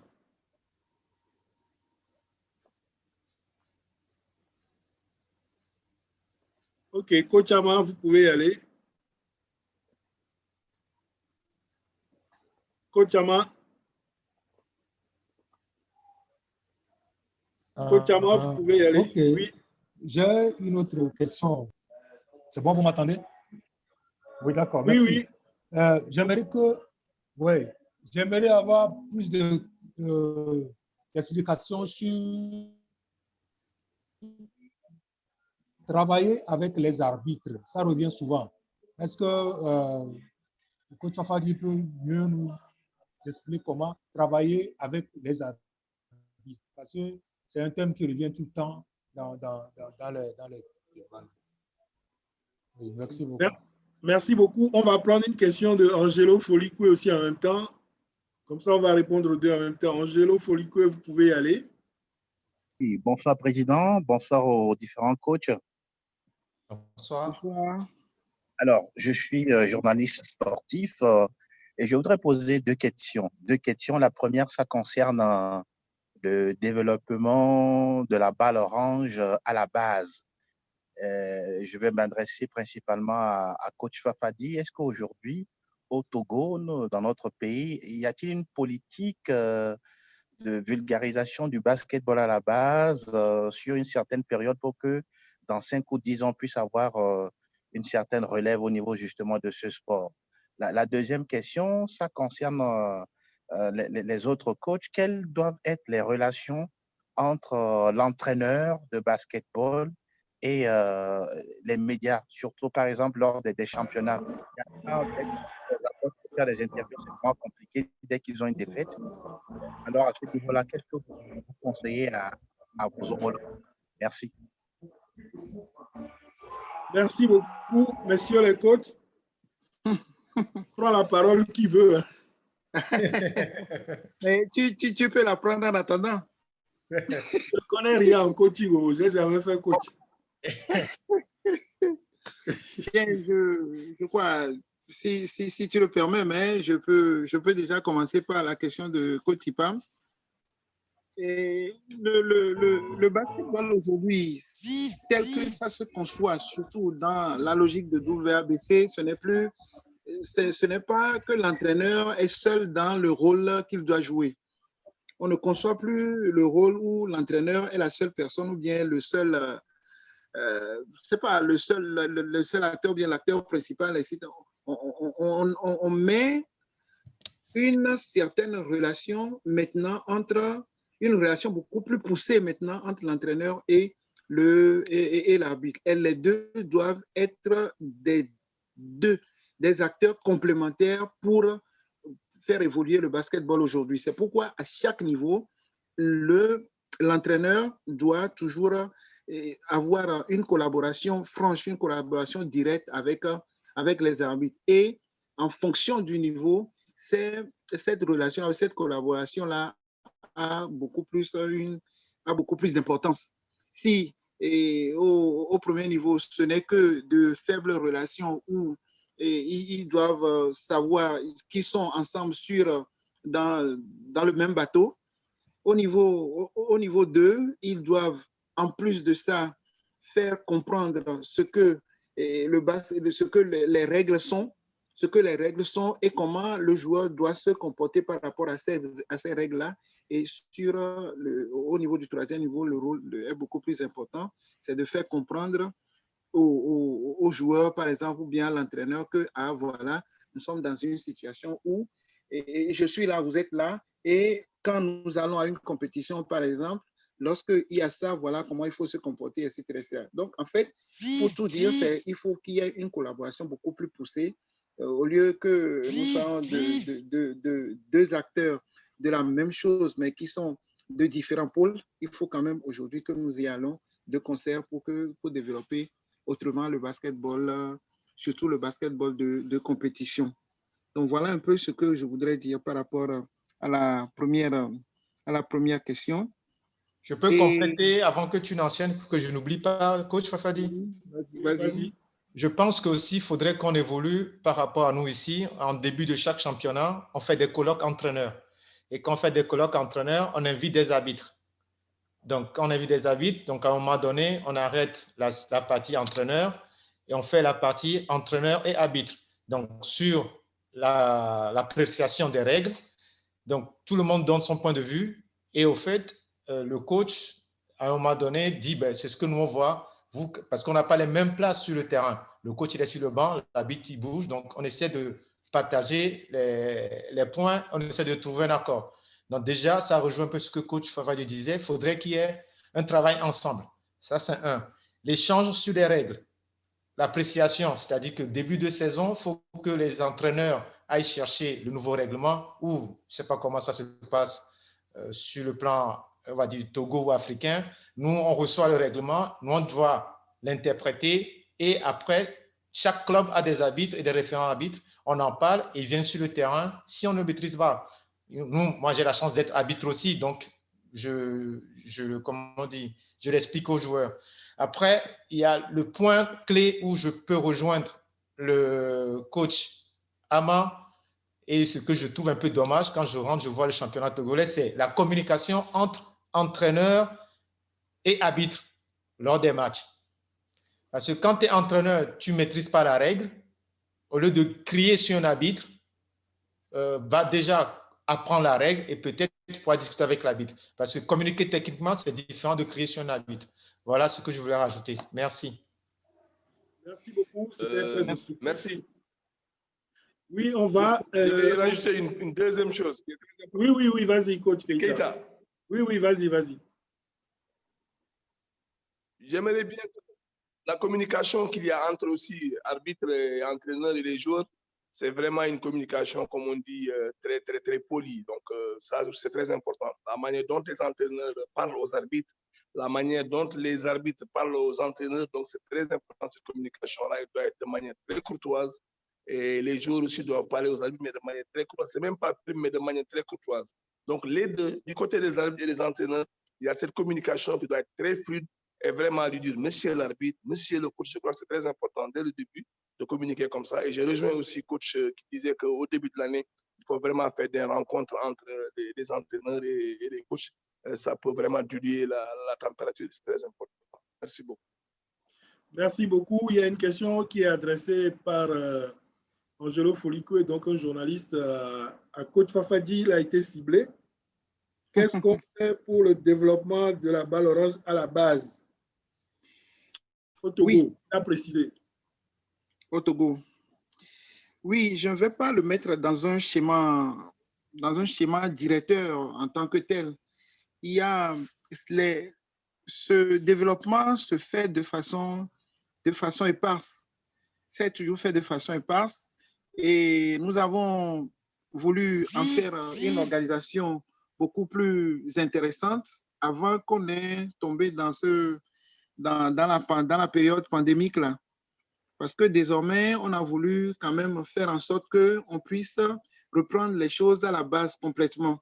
C'est pourquoi on a renforcé un peu la formation au niveau des entraîneurs de niveau 1 et surtout au niveau des formations des entraîneurs, une préformation des entraîneurs sur le plan national. Mais ce qu'il y a, c'est qu'on remarque aujourd'hui des activités au niveau des différents centres qui commencent par se multiplier sur la place. Et le rôle que nous avions voulu jouer, c'est de faire en sorte qu'on puisse donner une certaine canalisation et donner une canalisation à cette fluidité-là, ou bien à cette pluralité d'écoles qui s'ouvrent là, et mieux encadrer les animateurs pour qu'on puisse aboutir à une programmation pour cela. Pour cela, si vous voulez, j'ai pour cela contacté plusieurs fois l'autre coach Keita pour qu'on puisse collaborer dans ça, et j'ai eu beaucoup d'informations de lui à ce propos. Mais vous voyez, Covid nous a un peu embêté un tout petit peu, mais ce n'est qu'une partie remise. Nous avons mis en place une stratégie qui pourra nous permettre de s'occuper désormais du basketball à la base et voir dans quelle mesure faire une programmation pour qu'on puisse partir de là et faire des projections et voir dans quelle mesure alors aboutir à ces projections-là par des programmes bien définis. Donc, voilà un peu ce que je pourrais dire à propos. Merci beaucoup. Il y a une question qui est adressée à tous les coachs. Donc, n'importe quel coach peut répondre, hein, pas seulement aux deux animateurs, puisque c'est un échange, un partage. Quelle est la relation, quelle doit être la relation entre les entraîneurs de basketball et les médias? Surtout lors des matchs de championnat, il y en a parce qu'ils perdent, ils ne veulent pas répondre aux médias, ou bien qu'ils s'adressent mal aux médias, etc. Donc, quelles doivent être donc, les relations entre les médias et les entraîneurs? Tony, c'est ça la question? C'est ça la question, oui. Tu n'as pas entendu? Je vais me lancer. Président, je vais me lancer. Oui, coach Keita, vas-y. Moi, je pense que j'ai jeté beaucoup de journalistes à la porte. Donc, le problème, vous savez, c'est quoi? Le problème, c'est que les journalistes, je pense qu'ils doivent faire le même travail que les arbitres. C'est-à-dire qu'il ne faut pas attendre le jour du match. Il ne faut pas attendre le jour du match pour venir interviewer un entraîneur qui a une défaite sur le champ. Donc, il y a des entraîneurs qui ne sont pas encore mûrs. Ils ne savent pas comment parler aux journalistes. Il y a beaucoup de problèmes qui sont. Donc, pour que ça soit bien, moi, je crois, c'est mon avis personnel. Hein. Je crois que les journalistes ou bien les journalistes sportifs doivent de temps en temps aller à l'entraînement, discuter avec l'entraîneur, même pendant la phase préparatoire, pendant le début de la saison, discuter avec eux, voir ce qu'ils font. Le jour du match, même s'il perd, si le gars vient le voir, ça va être très, très facile. Mais si vous venez brutalement comme ça, il ne vous a jamais vu, il ne vous connaît même pas, vous venez, il a perdu par 1 point d'écart, il est sous le choc, vous dites non, vous avez mal. Il y a des questions des fois qui sont très difficiles. Si ce n'est pas un entraîneur expérimenté, il ne pourra pas répondre et souvent c'est des problèmes. Donc je donne une solution, il y en a peut-être d'autres, les entraîneurs vont peut-être nous aider à trouver une solution. C'est d'aller rencontrer les entraîneurs dans l'entraînement, c'est d'aller voir les joueurs à l'entraînement, c'est faire comme les arbitres, discuter avec eux. Je crois que ça va être très, très facile pour faire des conférences de presse, des interviews, ça va être très, très facile. Mais je me dis tout le temps que entraîneur, arbitre, journaliste, c'est tout le temps comme ça, c'est un cercle très difficile. Mais un entraîneur expérimenté doit pouvoir gérer ça normalement. Merci beaucoup. Merci beaucoup. C'est la fameuse trilogie, entraîneur, journaliste et arbitre. Oui, et je rejoins un peu le coach Keita, qu'il faudrait quand même que de temps en temps, les journalistes passent à l'entraînement. Ici, moi, je ne le vois pas, mais tous les dimanches, il suffit que soit je perde ou que je gagne. Hein. Donc, quand je gagne, c'est pas tout de suite, mais quand je perds, c'est tout de suite. Donc, je rejoins un coach Keita que ça fait un peu mal. Quand tu perds, quand tu gagnes, tu aimerais aussi avoir directement cette relation, mais quand tu perds, ça va plus vite. Ils veulent savoir, on dirait qu'ils aiment bien plutôt que tu perds que tu gagnes. Je ne sais pas, c'est une petite parenthèse. Mais je pense que quel que soit le résultat… Au dernier quart-temps, vos joueurs n'ont pas répondu. Qu'est-ce qui s'est passé? Comment expliquez-vous ce manque d'adresse au lancer franc dans les dernières secondes? C'est normal, c'est-à-dire qu'ils n'ont pas eu de lucidité, ils ont eu beaucoup de pression et le coach n'a pas été un coach leader pour le dire, pour pouvoir le parler, pouvoir le dire. Tout simplement, reste dans ton match, pense à l'entraînement, pense au lancer franc que tu as mis. C'est des paroles en ce moment. Ce n'est même plus une question d'adresse, quoi que ce soit. C'est que c'est le mental qui joue. Donc, nous, en tant que coach, il faut être capable de reconnaître aussi ton travail, de dire, oui, en ce moment, mon discours n'a pas été bon. Oui. Mon discours, j'aurais dû le faire autrement. Ouais. Vous avez passé tout votre temps à crier contre les arbitres. Est-ce que ça n'a pas joué contre vous en fin de match? Aussi, parce que ça te sort du match. Tu n'es plus concentré sur ce que tu dois donner comme stratégie. Bon, coach Keita, il est très fort. Hein? Non, on apprend encore, on apprend. On apprend, je suis l'élève de Fafadi. Je suis l'élève de Fafadi, c'est mon grand frère, Fafadi. On va donner la parole à… C'est mon doyen qui est là-bas, Fafadi. On va donner la parole à Patrick Kitengui. Vous pouvez y aller, Patrick Kitengui. Oui, bonsoir à tout le monde. Bonsoir. En fait, ma question est adressée aux coachs présents dans ce forum et aux animateurs aussi. Moi-même, je suis animateur de basket en République démocratique du Congo et nous avons une énorme difficulté pour faire venir des jeunes filles au basket en particulier. Ouais. Et au sport en général, quoi. Alors, j'aimerais savoir auprès des coachs, quel langage pouvez-vous conseiller à nos coachs de la RDC? Quel langage aborder pour convaincre les parents congolais, les parents africains à libérer les jeunes filles pour venir jouer au basket, prendre part à ce beau spectacle du basket? Mais il y a Petit Poisson Basket et puis il y a Moadi Moabika. Oui, oui. Il faut les mettre devant.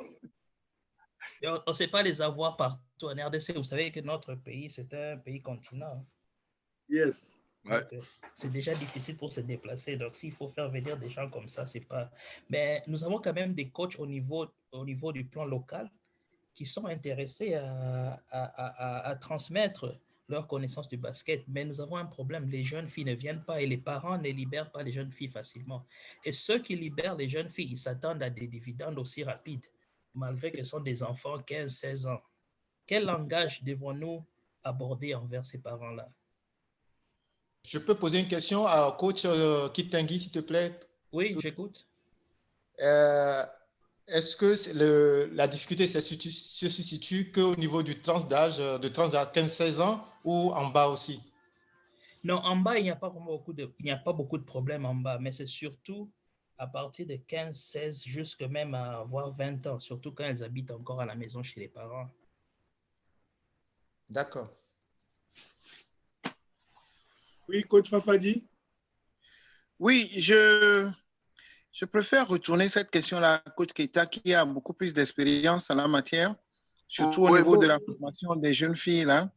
Et je crois qu'il doit dire un peu et s'il y a moyen, on va compléter. OK. Moi, avec mon expérience, je crois que cette tranche d'âge-là, il faudrait vraiment voir que les filles sont en métamorphose. Je crois que c'est la deuxième phase pubertaire chez les filles. Il faut vraiment pouvoir le gérer. C'est des choses qu'on appelle l'ontogenèse motrice, c'est le développement de la personne que vous ne gérez pas, ni l'entraîneur, ni la famille, c'est automatique, c'est biologique. Donc, les filles vont être vraiment des femmes à partir de 15 ans. Maintenant, elles sont précoces, elles deviennent des femmes. Cette transformation-là a besoin de beaucoup de communication, comme vous l'avez dit. Donc, c'est des communications qui sont environnementales au niveau de la famille, au niveau de l'école, au niveau de l'entraîneur. Mais est-ce que, je me pose la question, c'est en général en Afrique, est-ce que ces entraîneurs, c'est des entraîneurs vraiment mûrs qui peuvent vraiment communiquer avec ces jeunes filles? Parce que si l'abandon est très abondant là-bas, donc c'est un problème. Il y a un problème de communication dure qui est là-bas. Moi, je me dis que les filles, à partir de 14 ans, 15 ans, 16 ans, c'est une tranche d'âge très sensible chez la fille. Les caractères secondaires, il y a l'estrogène qui vient, il y a beaucoup de choses. Et l'environnement, je ne sais pas comment c'est. Donc, c'est vraiment très important. Je ne peux pas donner une réponse définitive comme ça, mais il faudrait voir vraiment comment elles se développent, je ne sais pas, en RDC Congo, à quel âge les filles deviennent vraiment pubères. Donc, tout ça, il faut le voir. Mais je dis que le plus souvent, c'est le développement de l'ontogenèse motrice. Et ça, c'est des choses que nous ne gérons pas, c'est biologique. Je crois que c'est là la question. Donc, ça demande une très, très belle communication.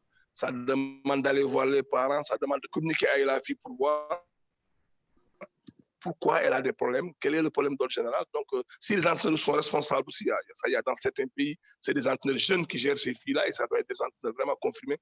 Cette tranche d'âge est très, très sensible. Je crois que c'est là où il y a un problème, c'est l'ontogenèse, je crois. Merci beaucoup. Si Fafadi pour compléter, coach Dodo. Merci. Oui. Et nous avons encore 2 minutes. Il y a un mec qui vient de se lever tout à coup. Ah, c'est encore Dalmeda, décidément. Il a beaucoup de questions. Hein. Oui. Allez-y. Oui. J'étais en train de poser une question quand on était coupé. En fait, ma question tourne autour de l'utilisation de l'outil informatique dans cette nouvelle manière d'aborder le rôle de l'entraîneur. Je crois que là, maintenant, tout tourne autour de l'utilisation de l'informatique pour être entraîneur, pour faire plein de choses. Mais ce que je constate, c'est que la FIBA ne sensibilise pas vraiment tout autour de comment intégrer l'outil informatique à l'enseignement, au rôle de l'entraîneur. Est-ce qu'il ne serait pas opportun d'intégrer au canevas ou bien à l'agenda des instructeurs FIBA l'utilisation de l'outil informatique dans la vie du coach? Ça, c'est la première question. La seconde question réside au niveau de l'entraîneur. Un entraîneur qui, je pense que j'ai pris des questions en cours, un entraîneur qui s'occupe des filles, c'est-à-dire un homme qui s'occupe des filles, comment est-ce que cet entraîneur-là peut aller dans l'environnement de la fille sans toutefois la brusquer en tant que fille? Voilà. Merci.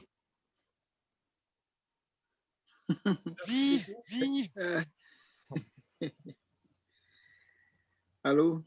Oui, allez-y pour les réponses. Bien, moi, je crois que la deuxième partie de sa question va dans le sens de ce que Keita a dit tout à l'heure, hein, ou un peu. Mais je ne sais pas pourquoi. Nous avons des entraîneurs dames qui peuvent nous aider dans cette situation, qui peuvent nous aider. Mais pour moi, il faut quand même qu'il y ait une certaine maturité au niveau de l'entraîneur qui s'occupe de ces jeunes-là.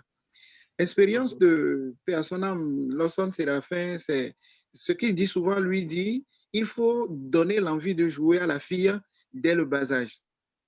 Et si elle a envie de jouer, si elle veut jouer, elle a vraiment envie de jouer, alors là, on peut la récupérer lorsqu'elle va avoir l'âge de 15-16 ans et lui commencer maintenant par la mouler pour devenir une grande athlète. Et Tony aussi avait effleuré le problème tout de suite en parlant des vedettes de la RDC. Là. On peut les mettre dans la balance. On peut les mettre dans la balance en leur permettant d'intervenir un peu sur le plan, peut-être sur le plan national, pour dire comment leur cursus a été, qu'est-ce qu'il faut, etc. Ça peut aussi aider la jeune fille à se développer ou bien à faire le basketball à un âge où c'est un peu critique aussi. Voilà un peu. Bon, maintenant, pour le... Merci. Est-ce que vous avez quelque chose à ajouter? Je ne sais pas, Baba ou bien Keita? Non, mais je voulais dire tout simplement que je pense, hein, après Patrick Kitengui, je ne sais pas s'il nous écoute, il nous dira, mais je pense que le coach Keita a touché un point sensible et tu l'as relevé par rapport à Feu Trina. C'est que je pense que les entraîneurs qui abordent ces filles, il y a pas assez de maturité. Parce que je pense que ça va être un point clé au niveau de la communication. Et après, moi, ce que il peut faire, c'est faire beaucoup d'actions de promouvoir le basket pour montrer à cette fille-là. Et ça passe par les anciennes joueuses dont tu as cité tout à l'heure, président, et qui va leur faire dire, ah, OK, nous aussi, on peut y aller. Mais je pense que ce n'est pas ce canal-là que peut y avoir les filles qui vont se renouer au sport, parce qu'on a le même problème partout, hein. Même si en France, on a le même problème. Donc, c'est beaucoup. Nous, on fait attirer par les anciennes ou un club qui est plus huppé. On demande aux filles de venir sensibiliser et faire une séance d'entraînement. Voilà. Keita? Par rapport à... Oui, j'aimerais augmenter une autre chose qui est très importante. Sa question est pertinente. Hein. Le fait de mettre... Allô? Le fait de chercher des filles qui sont coachs, je crois que c'est très important. Je crois que FIBA dans son programme, insiste sur la formation des filles entraîneurs. Il y a même d'ailleurs des binaires qui vont se faire prochainement, c'est pour aider les filles à devenir coachs. Je crois que même si vous êtes entraîneur homme, chez les filles, vous devez chercher une assistante. Donc, toutes vos anciennes joueuses, il faut les mettre dans le circuit de FIBA. Ce n'est pas seulement parce qu'elle est ancienne joueuse qu'elle est entraîneur, non. Il faut la former en tant que coach. Il faut cette communication-là, il faut lui apprendre ça, c'est très important. Et en plus, il faut les pousser à l'élite parce que maintenant, FIBA Monde, WABC veut que ces équipes féminines soient gérées vraiment par des coachs de femmes. Donc ça, c'est très important. Donc l'approche qu'on doit faire, c'est d'essayer de recruter toutes les anciennes basketteuses et les mettre dans le circuit de WABC Level 1, qui est un circuit très, très intéressant à mon sens. Et je crois que c'est ça la solution. Ça peut vraiment aider. Parce que l'encadrement des filles, moi, j'ai encadré des filles pendant plusieurs années. Il y a beaucoup de problèmes déclenchés des filles, les règles quand ça vient, le problème de la communication. Il faut un entraîneur vraiment chevronné, un entraîneur vraiment qui a vraiment de la matière pour pouvoir gérer ça. Merci beaucoup. Merci beaucoup, coach Fafadi. Et ensuite, on va donner la parole à Crépi Ayaï qui a des questions à poser. Coach Fafadi. Oui, et concernant la deuxième partie de la question de M. D'Almeida, je crois que c'est ce qui se fait, hein, c'est ce qui se fait aujourd'hui. Hein. Et le coach aujourd'hui a deux outils fondamentaux, comme on a l'habitude de le dire. C'est aujourd'hui l'informatique et puis l'anglais. Ce sont les deux éléments que le coach doit maîtriser aujourd'hui pour être un entraîneur. Et lorsque les formations se font en webinaire ou bien en distanciel maintenant, ça nous oblige aussi. Ça nous oblige de plus en plus. Maintenant,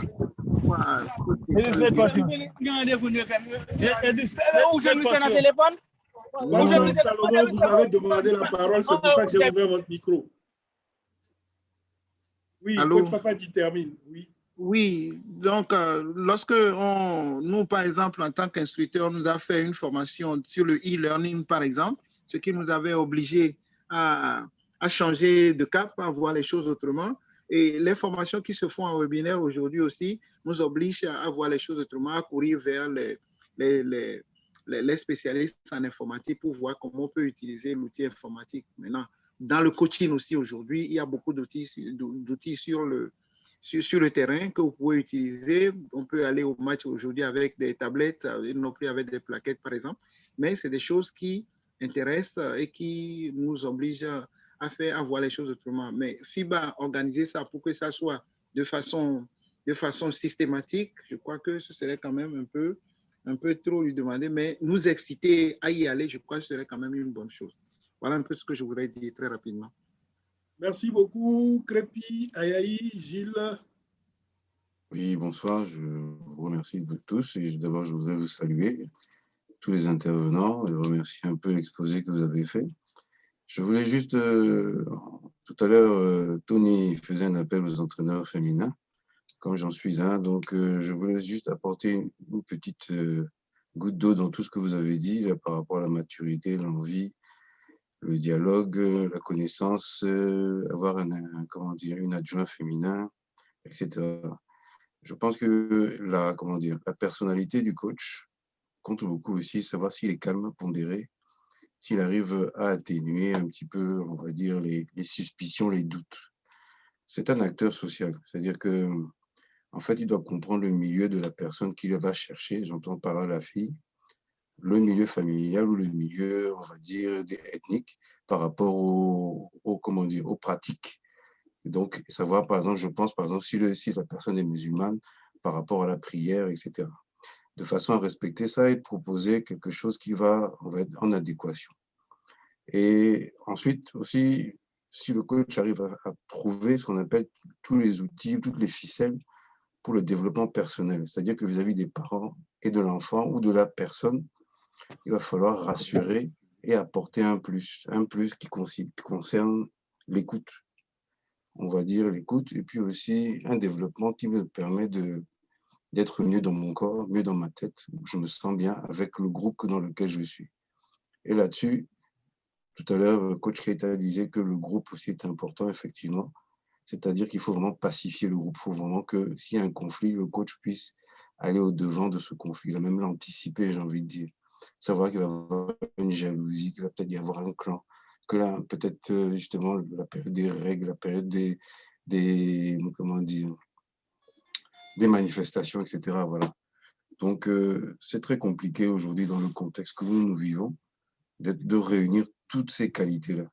C'est pour ça que si on peut s'entourer éventuellement d'une personne référente, genre une ex-internationale, c'est bienvenu aussi, c'est vrai. Mais en attendant, c'est sûr que la maturité, elle est plurielle. Elle n'est pas... Il faut vraiment connaître un milieu féminin, un milieu social, un milieu économique, etc. Voilà, j'en ai fini, merci. Merci à vous et puis bravo. Merci beaucoup. On va donner la parole à Watson Solomon qui a levé la main il y a longtemps et puis après, on va répondre à une ou deux questions qui ont été envoyées par écrit et puis on va clôturer parce qu'il se fait tard. Watson Solomon, où il a disparu, je ne le vois plus. Apparemment, il a disparu parce que quand on ouvrait son micro, il parlait dedans, il y avait beaucoup de bruit. OK, donc il est parti. Donc, coach Adodo, comment peut-on faire un échauffement personnel? Spectateur anonyme. Oui. Donc, comme je dis souvent, on pratique un sport d'adresse. en pratiquant le sport d'adresse, c'est déjà commencer à faire des exercices de tir proche du panier à une main, soit la main droite, la main gauche, ça dépend de ce qu'on veut travailler. Mais c'est des rituels que les joueurs individuellement doivent instaurer dans leur routine. Et après, s'éloigner, même chose, et ainsi, et petit à petit, commencer par ajouter du dribble. C'est-à-dire, je fais 1 ou 2 dribbles, j'enchaîne mon tir. Et une fois qu'on voit entre 5 et 10, 15 minutes, le corps commence par s'échauffer, commencer par travailler sur les finitions. La finition, main gauche, tire en course, à droite, tire à gauche, fait des lay-ups, fait des hoops. Et ça permet déjà, nous, en tant qu'entraîneur, quand tu arrives, tu es dans ton coin, tu vois que ton joueur il s'est échauffé individuellement pendant 15 minutes à travailler sa routine de tir, ses finitions. Ça permet d'enchaîner sur l'entraînement. Et ça, je pense qu'on ne le fait pas assez. On attend que l'entraîneur arrive, qu'on mette des exercices en place. Et ça, c'est des changements personnels qu'on doit répéter. Du tir, du dribble, de la dextérité, jongler avec le ballon. Et après, petit à petit, le faire en course. Trottiner un peu, jongler, dribbler, tirer. Moi, je pense que déjà, c'est pas mal. Merci beaucoup. Coach Fafadi, le mot de la fin, rapidement. Bien, si je me permets, avant de donner ce mot de la fin là, d'avoir une pensée à ma tante entraîneur, Dabeti, qui est décédée. Et tu ne sais pas la petite histoire. Si je suis devenu basketteur, c'est à cause d'elle en fait. Donc ici, je ressens la douleur de mon, si vous voulez, de mon géniteur en basket en fait. Ce qui m'a fait très mal lorsque j'ai appris, donc une pensée positive à sa mémoire. Et pour finir, tu me permets de revoir certains aspects de ce que nous avons développé. Pour être un entraîneur, c'est aider le joueur à transformer ses rêves en une réalité. C'est être un serviteur, c'est être un exemple. C'est faire de chaque occasion des moments pour instruire. C'est reconnaître sa place de coach dans son milieu en faisant, par exemple, attention à ce qu'on dit et avoir la foi, le courage, c'est-à-dire avoir la foi que tout est possible. Nous ne devons jamais oublier que pour réussir, il faut 3 choses en tant qu'entraîneur. Il y a le temps, il y a le talent et puis il y a le trésor. Donc, c'est la théorie des 3 T si on veut réussir en tant qu'entraîneur. Donc, je voudrais remercier tout le monde, remercier particulièrement Coach Keita qui a fait quand même des apports assez substantiels pour notre présentation. Remercier aussi Coach Adodo pour la particularité de ses interventions et remercier tous les participants, tous ceux qui ont posé des questions au cours de ce webinaire-là. Et le dernier, c'est à toi, à Sitou et à Sonia, et surtout à toi parce que à chaque fois que je suis à ce webinaire-là, je pense toujours à ce joueur que j'ai vu, que j'ai vu et en Angola, c'est ça, et à ce shooter que j'ai vu en Angola qui jouait son match avec beaucoup de certitude, avec beaucoup de convivialité. Et je crois que c'est depuis là qu'on est resté ensemble et les choses sont demeurées telles quelles jusqu'à aujourd'hui. Donc, je te dis particulièrement merci et vivement les prochaines fois. Et si tu permets, 1 minute, et il faut quand même que nos journalistes arrivent à suivre parce que la question sur la relation, la trilogie tout à l'heure, je crois qu'il y avait eu des webinaires qui sont passés, qui sont revenus très bien sur la relation entre arbitre, entraîneur et médias. Et beaucoup de choses se sont dites là-bas. Donc, encore une fois, merci beaucoup. Malheureusement, à sa décharge, il essayait de se connecter le jour-là. Il n'a pas pu, il m'en a parlé. Je le voyais se connecter. On a essayé de l'assister, mais ça n'avait pas marché. Donc, il faut peut-être trouver une occasion pour les intéresser après, puis leur représenter. Et on va refaire ce webinaire-là. On va le refaire. Il n'y a pas de problème. Merci beaucoup. Coach Adodo. Oui. Mot de la fin. Merci beaucoup. Franchement, comme je te l'ai dit la dernière fois, à chaque fois que je participe, je m'enrichis et j'apprends. Comme tu le vois, j'ai mon carnet j'ai noté tellement de choses et j'ai encore de matière à faire. Et j'aimerais aussi, comme disait tout à l'heure coach Cheta, que les filles, je vois Sonia Agbessi, c'est la Sonia que je connais qui a fait du basket. Oui, c'est elle, mais elle est là en tant qu'interprète. Interprète, sauf que je pense que c'est des filles comme ça qu'il nous faut sur le terrain parce que je me rappelle un peu quand je jouais, voilà. Donc, je pense qu'il faut que les anciens joueurs viennent nous aider. On ne peut pas tout faire. On a les filles aussi à ramener sur le terrain. Et je pense aussi que, Président, tu as toujours eu de l'œil. Et aujourd'hui, je pense que tu manques sur le terrain. Tu as encore les capacités. Tu es le premier à venir me chercher pour aller à FABA et tu m'as lancé un peu dans ma carrière. Donc, je pense qu'il faudrait que tu reviennes sur le terrain nous aider. Comme disait tout à l'heure le journaliste, à lancer, à aider les coachs Fafadi, ceux qui sont sur le terrain, à repartir de la base. Et je pense que c'est tout ensemble, avec ceux qui sont avec nous là, qu'on pourra le faire. Et en fait, l'Afrique, pas que le Togo. Aujourd'hui, ce que tu fais, ce n'est pas que le Togo, c'est un peu l'Afrique et au-delà. Et je pense que c'est vraiment une bonne chose. Il faut qu'ensemble, qu'on travaille. Merci beaucoup, coach Keita. Oui, il est parti. Coach Keita. Il nous a quittés. Bon, non, il est là. Coach Keita. Non. Coach Keita. Non, il n'est pas là. OK. Donc, je voudrais vous remercier tous, hein, les coachs, tous les participants depuis Haïti, en RDC, Marcelin, Bissine Gay, Patrick. Il y avait également Madame Brigitte Tonon, il y avait le doyen Pierre Tonon aussi qui était là, il y avait Djibril Lassiou, Coach Ama, Tipam, Dalmeda, Crépi aussi depuis la France, la RDC, la Centrafrique, le Bénin. Merci beaucoup à tous.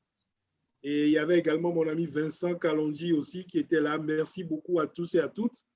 Et normalement, la semaine prochaine, c'est coach Moustapha Keita de Mauritanie qui doit être notre expert pour nous parler des fondamentaux offensifs dans le basketball. Donc, on vous enverra l'invitation. Ce sera soit le 10, soit le 17 décembre, c'est-à-dire soit la semaine prochaine, soit dans 2 semaines pour les fondamentaux offensifs au basketball. Sur ce, je vous souhaite une excellente soirée. Merci beaucoup de nous avoir fait l'honneur de participer à ce webinaire. Portez-vous bien et que Dieu nous protège tous. Bonsoir chez vous. Bye bye. Bye bye. Bye. Bonsoir. Bonsoir.